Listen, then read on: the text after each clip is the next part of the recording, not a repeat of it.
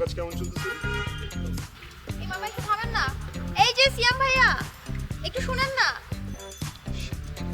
জানা ভাইয়া একটু শুনেন না। বাদ দে। আরে যা মামা চল, তোর একটা মজা দেখাই, দাঁড়া। তাই নাকি?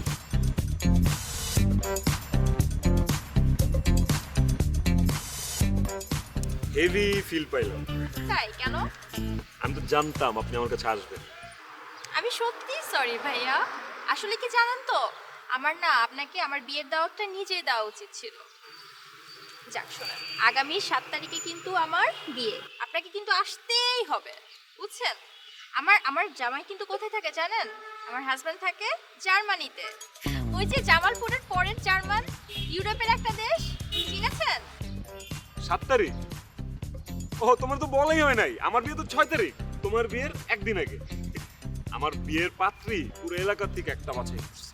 ইরানিদের মতো দেখতে, একদম চিস্যা একটা মেয়ে। বুঝছো? আর বিয়ের পর আমরা স্বামী স্ত্রী আমেরিকা চলে যেতেছি।